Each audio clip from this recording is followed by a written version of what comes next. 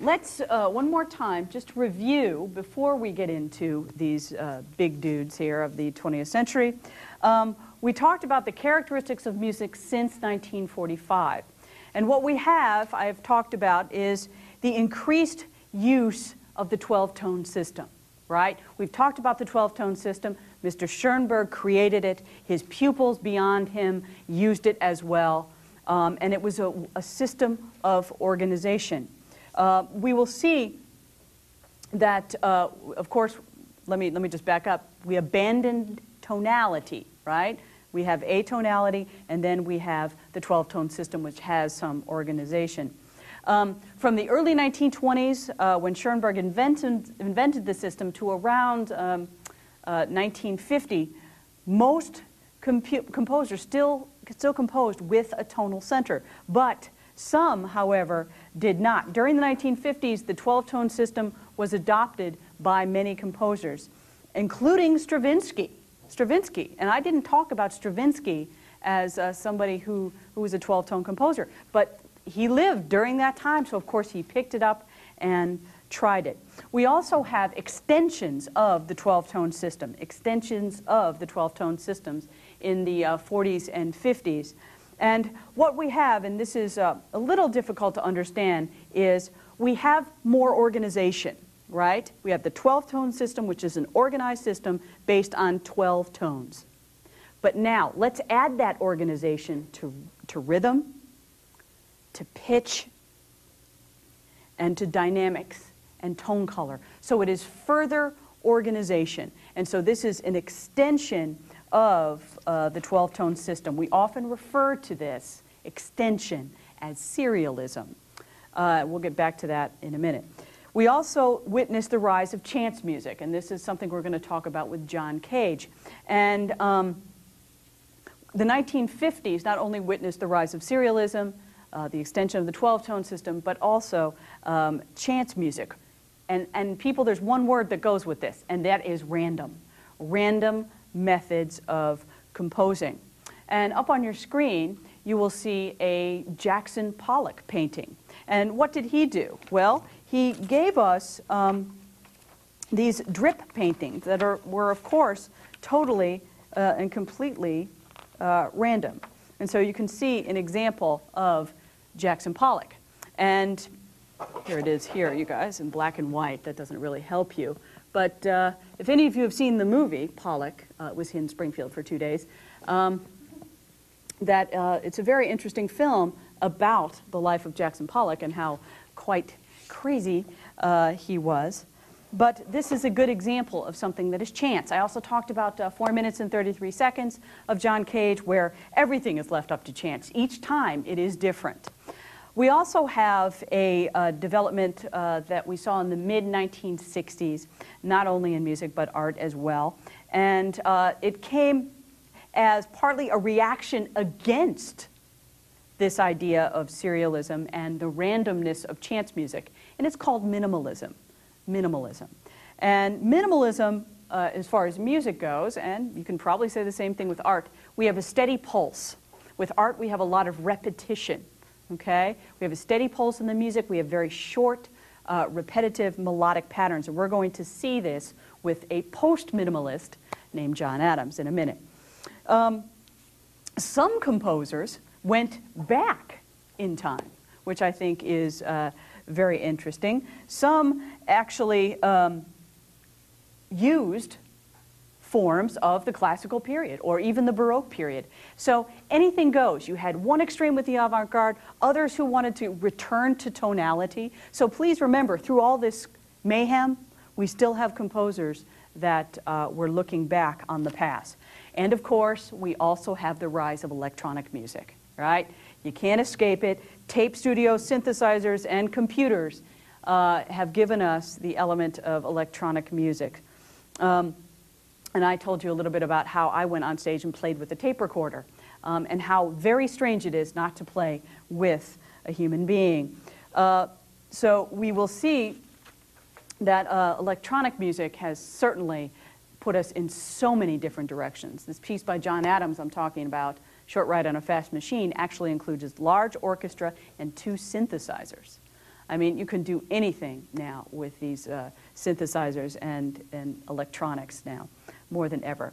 So what we have is a total liberation of sound. And that's the way I want you to think, that anything goes. We're going to look at only 3, but that anything goes. And so I have some representative pieces for you. And the first that we're going to look at is a piece by John Cage, 1912 to 1992. And I have a quote here, because I love quotes, you know that. John Cage actually studied with Schoenberg.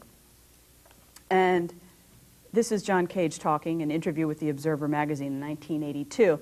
Schoenberg said I would never be able to compose because I had no ear for music. And it's true that I don't hear the relationships of tonality and harmony. He said, you always come to a wall and you won't be able to go through, I said. Well, I'll beat my head against the wall, and I quite literally begin hitting things, and developed a music of percussion that involved noises.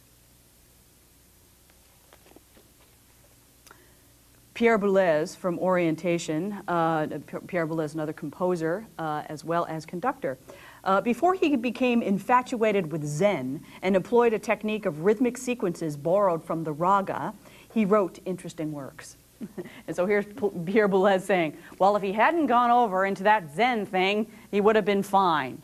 Well, let's see what you think. John Cage has certainly said a lot in 20th century music. And he's a composer of chance music, this idea of chance. We talked about 4 minutes and 33 seconds already. But he also was a major figure in the development of percussion music as well. He also experimented with the prepared piano, And what you do is you take this thing right here, the piano, and you open it up. And what you can do is you can take either just the piano by itself and pluck the strings. If you push down the pedal, you'll see that if I put my hand, it's going to make a very interesting sound here.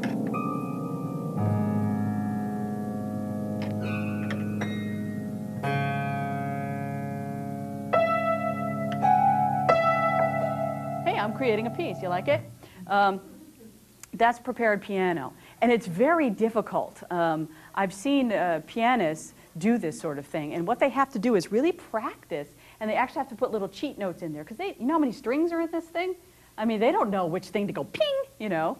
You can also take anything. I've seen coins or wooden utensils or steel utensils. Put them over the strings. And you have another kind of sound. And so prepared piano was a big thing for John Cage, and that's actually what we're going to be listening to. So what he did was to take not only the prepared piano, but he also did a lot, as I said, for percussion. We're going to look at a large-scale work. We're going to look at a sonata from a large-scale work. Sonatas and interludes for prepared piano written between 1946 and 1948. The whole series lasts about 66 minutes, and it is his best work for prepared piano. It includes 21 short pieces and 16 one-movement sonatas and 4 interludes, ranging in length from 1.5 minutes to 5 minutes. It also reflects the composer's study of Eastern philosophy, and this is something that is pervasive within his music. So not only is he working with the prepared piano, but he's also working with Eastern philosophy as well. Cage explained that the cycle aims to express the range of stylized emotional states described in Indian aesthetic theory. I quote, "The heroic, erotic, wondrous, mirthful, odious, sorrowful, fearful, angry, and their common tendency toward tranquility." And so this was his idea. Now, this is where I'm going to say it again. You got to keep an open mind, okay? And so what I want to do is I want you to listen to this. This is 2-minute Sonata number 2. And believe it or not, you're going to say I'm crazy, but it actually has a form. A, B, B. Okay, now we know that from rondo form and talking about all of that, A, B, B. And so it does have certainly some organization, a thickening of texture and a lot of rhythmic momentum. So this is John Cage, and it's the Sonata for Prepared Piano. Okay?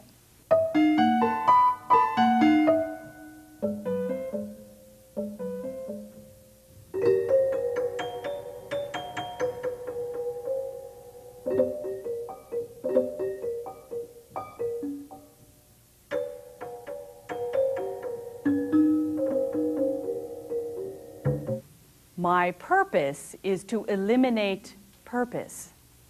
That is from John Cage. And what about this music? Is it emotional? Does it appeal to your emotions? No, why not? Tell me. There's no expectation. Mm-hmm. There's no expectation. That's a good way to put it. Do you like this music? Did anybody like it?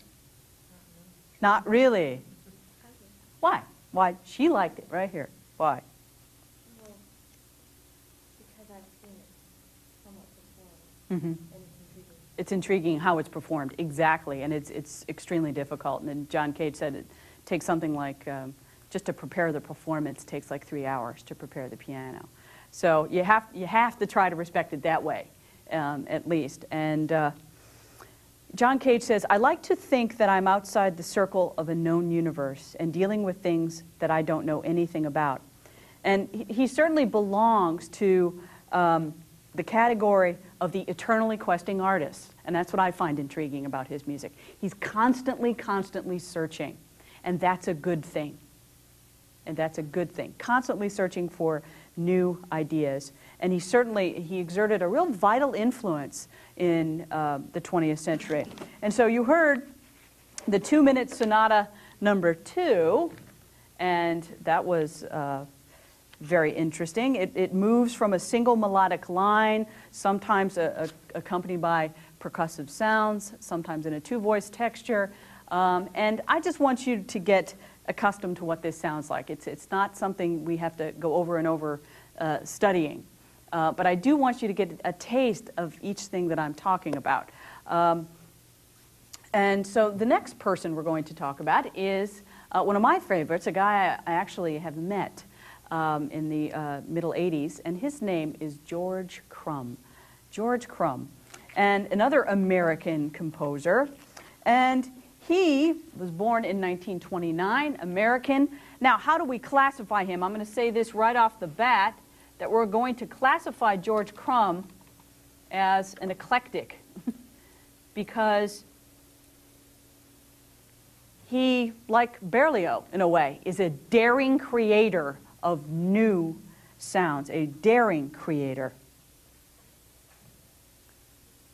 His music is very, very personal, often political, very emotionally intense. And so we're going from John Cage, who's kind of taken the emotion out of it, and we're going to George Crumb, who, by using, again, new and interesting sounds, is going to put the emotional intensity back in it.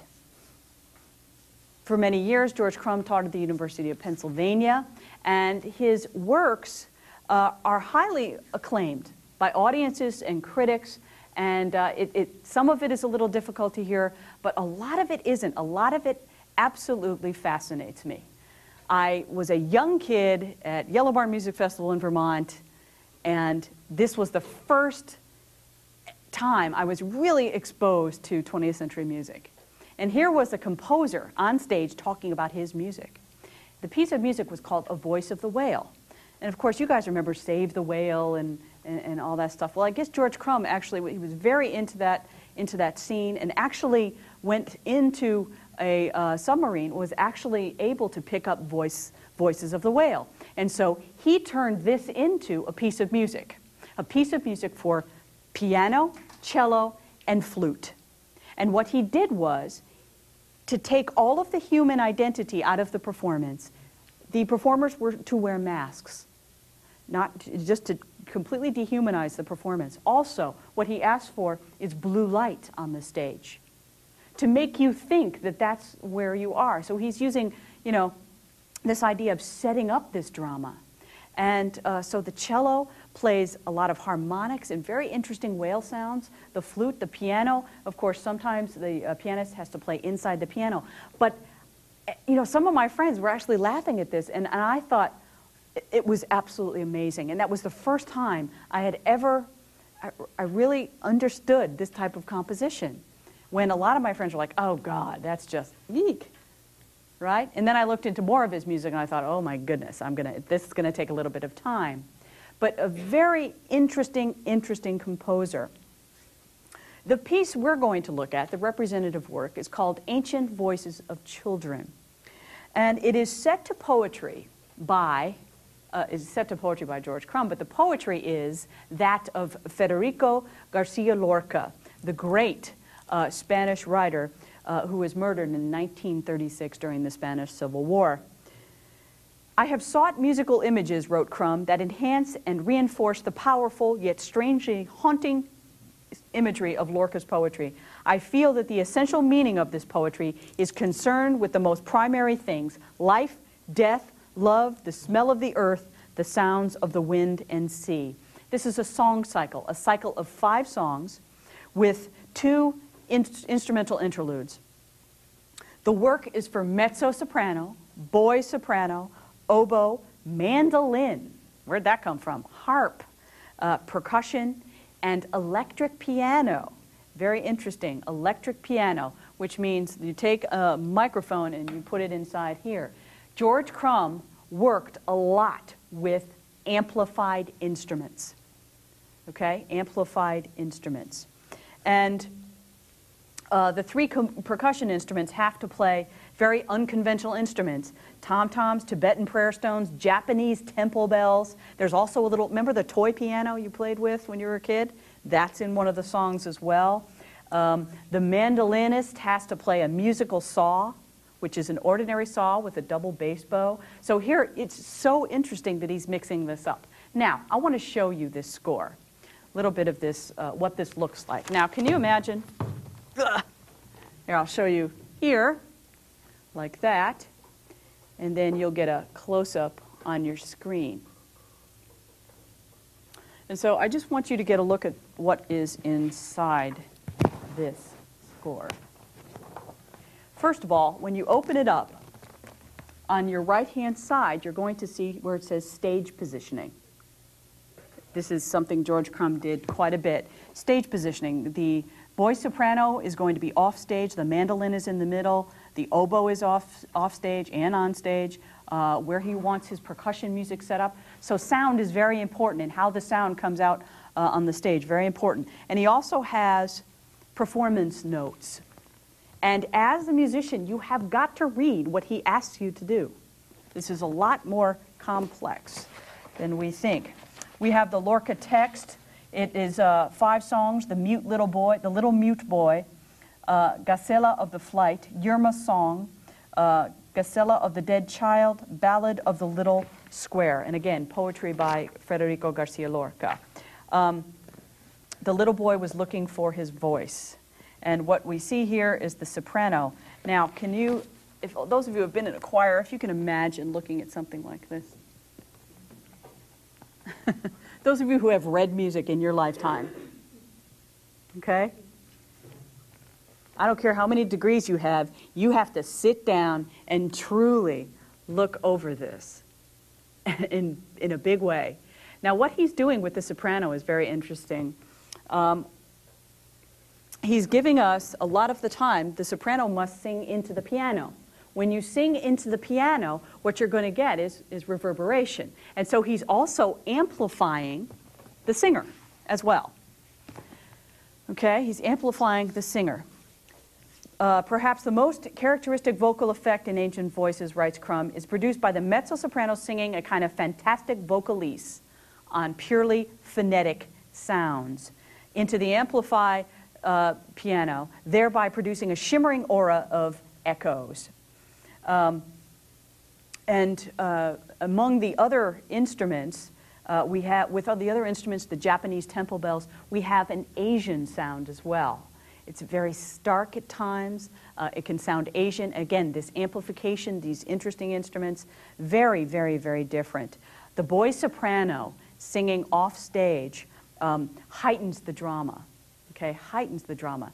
And we are going to look at From Where Do You Come, My Love, My Child? And it is certainly a wonderful part of the song cycle, and it's the central song which uses the characteristic rhythm of a bolero. So we have a little Spanish dance here going on. And so as you listen to this, please remember, please watch the text as you go. The text reads, "From where do you come, my love, my child? From the ridge of hard frost. What do you need, my love, my child? The warm cloth of your dress?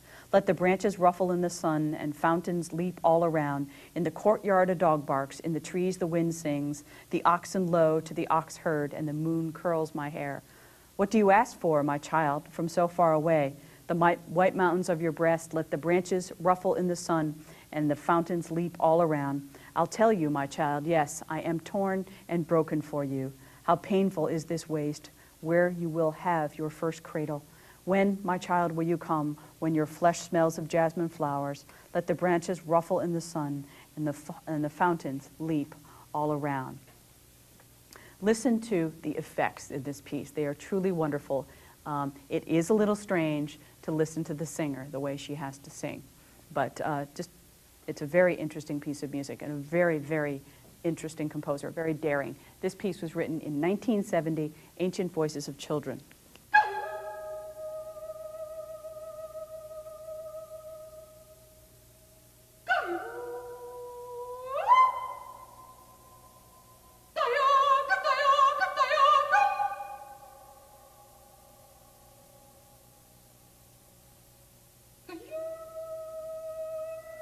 Okay, so we just heard the music of George Crumb, and there is a lot of wonderful things that comes from his pen. He wrote a piece for amplified string quartet as well about the Vietnam War. Interesting to take the genre of the string quartet and give a parody of Vietnam written in 1970. And so I do recommend George Crumb, only that it's such interesting music. There are so many interesting sounds.